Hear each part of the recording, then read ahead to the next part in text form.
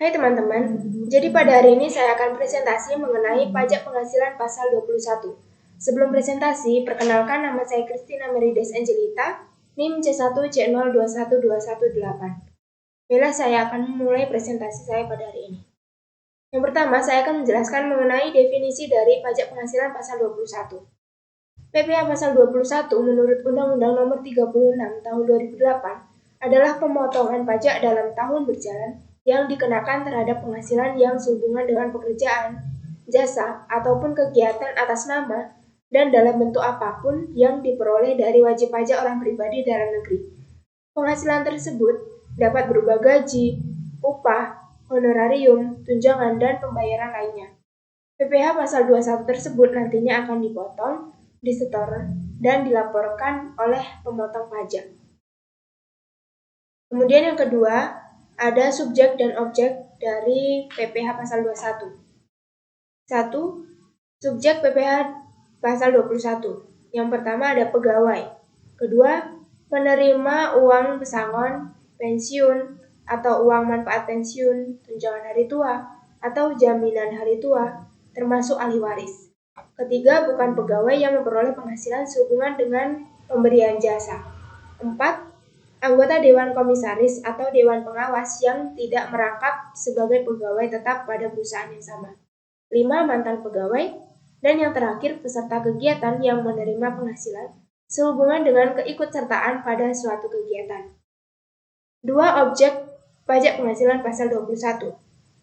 Yang pertama, penghasilan yang diterima oleh pegawai tetap.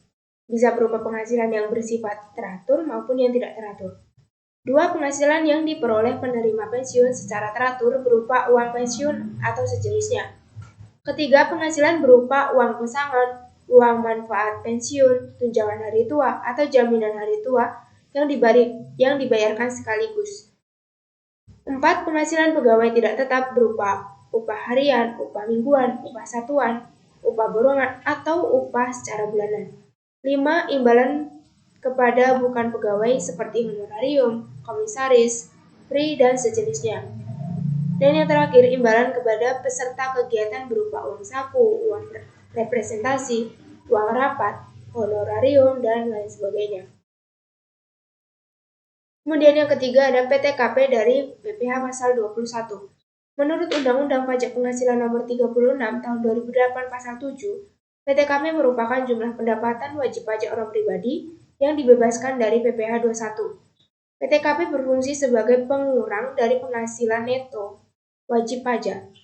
PTKP digunakan sebagai dasar dalam perhitungan PPh 21.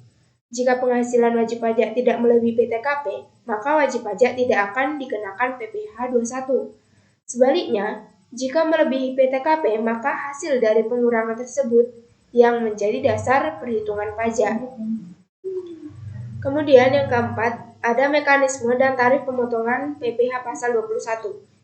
Mekanisme dalam pemotongan PPh 21 setahun adalah dengan cara mengalihkan PKP dengan tarif pajak yang sudah ditetapkan oleh UU. Untuk perhitungan PPh dapat menggunakan rumus pajak penghasilan tidak bersifat final sama dengan penghasilan itu dikurang PTKP dikalikan dengan tarif pajak. Dan ini adalah tarif pajak. Tarif pajak lama menurut Undang-Undang PPh 0 sampai 50 juta dikenakan tarif 5%. 50 juta sampai 250 juta dikenakan tarif 15%. 250 juta sampai 500 juta dikenakan tarif 25%. Dan yang terakhir di atas 500 juta dikenakan tarif 30%. Sedangkan tarif baru 0 sampai 60 juta dikenakan tarif 5%. 60 juta sampai 250 juta dikenakan tarif 15%. 250 juta sampai 500 juta dikenakan tarif 25%. 500 juta sampai 5 miliar dikenakan tarif 30%. Dan yang terakhir di atas 5 miliar dikenakan tarif 35%. Dan yang kelima ada kewajiban pemotongan PPh pasal 21. yang termasuk ke dalam pemotong PPh 21 antara lain yang pertama, memberi kerja yang terdiri dari orang pribadi atau badan yang membayar gaji atau upah sebagai imbalan terhadap pekerjaan yang dilakukan pegawai atau bukan pegawai. 2. Bendahara atau pemegang kas pemerintah, termasuk bendahara pada pemerintah pusat, pemerintahan daerah, atau lembaga negara lainnya. 3. Dana pensiun, badan penyelenggara jaminan sosial tenaga kerja, dan badan lain yang membayar uang pensiun dan jaminan hari tua. 4. Orang pribadi yang melakukan pekerjaan bebas serta badan yang membayar. Dan yang kelima, penyelenggara kegiatan. Mungkin hanya itu yang dapat saya sampaikan. Jika ada kata-kata yang salah, saya mohon maaf. Terima kasih.